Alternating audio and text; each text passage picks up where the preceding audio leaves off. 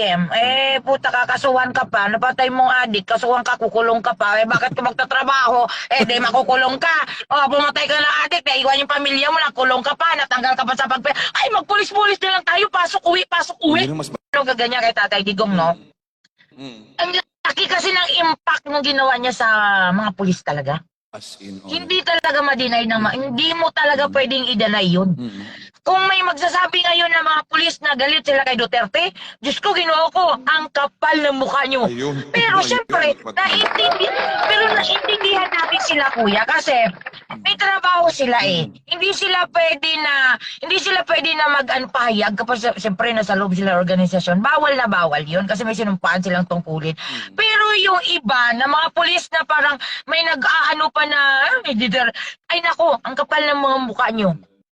Oo. At saka kita mo day, no, parang palangga, ano ba, ito lang, opinion natin to, opinion-based tayo dito ngayon. I do believe naman, ito, no, disclaimer sa lahat po dyan. Wala kami pakialam sa inyo dyan kung titingnan nyo kami. Ay, oo. Paano ba, makumpara mo ba yung pulis noon sa administrasyon ni Pangulong Duterte at saka sa administrasyon ngayon ni BBM? Ikaw, opinion mo lang, opinion-based na natin. Ano ba, may pagkakaiba ba? Sige. Ito disclaimer lang kung anong sasabihin ko dito ay hindi po ito ang opinion ng PNP. Opinion po nito ni Palangga bilang isang individual na naging pulis ng panahon ni Duterte at inabutan maging pulis sa panahon po ng ating pinakamamahal na BBM. Ito. Yes. Siyempre yung asawa ko kasi kuya talaga, nasa operatiba talaga yon. Okay. So siyempre, asawa mo yun, siyempre nakakapag-usap kayo ng end of the day kung ano ang trabaho. Noong time talaga ni Tatay Digong, parang eager ang pulis na manghuli ng mga kriminal. Why? Kasi, siyempre hindi sila natatakot na basta sinabi kasi ni Duterte, pag ginawa mo ang tama, akong bahala sa'yo. So sino ba talagang protektahan mo? Siyempre mga sibilyan, di ba? So anong gagawin ni pulis? Dahil naulihin natin ngayon yung mga dipunggol na yan, ng mga kriminal na yan. Itong itong ngayon na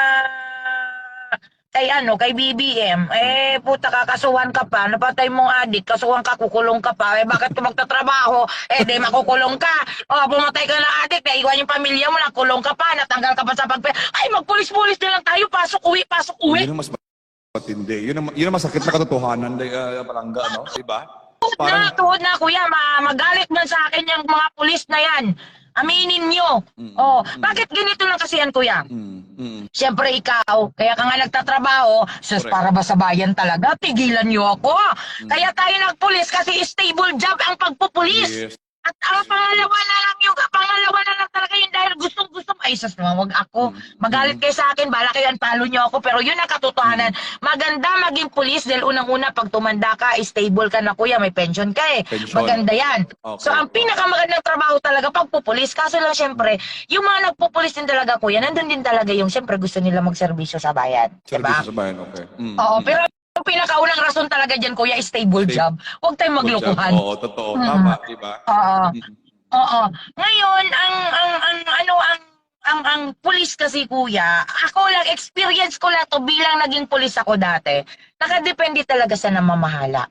Ayun, Nakadepende yun ang maganda. talaga. Yun ang maganda, Oo. no?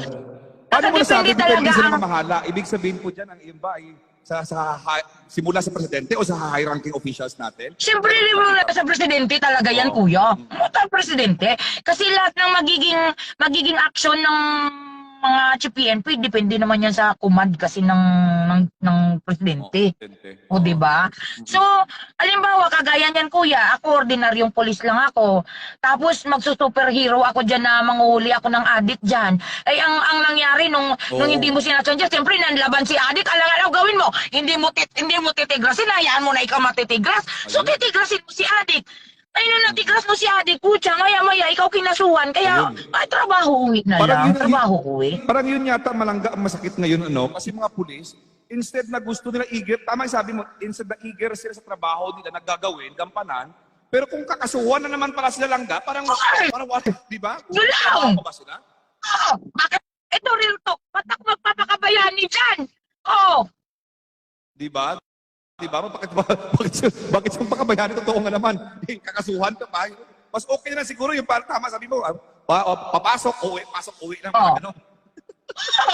Okay, mawa, papasok ka kasi may trabaho ka ngayon, di pasok. O, pagkatapos, halimbawa, may addict dyan na nagsisiga ang mata na naghahamon ng kung ano dyan, balak sa buhay mo. Pag napatay ka siya, ako makukulong, balak sa buhay mo dyan.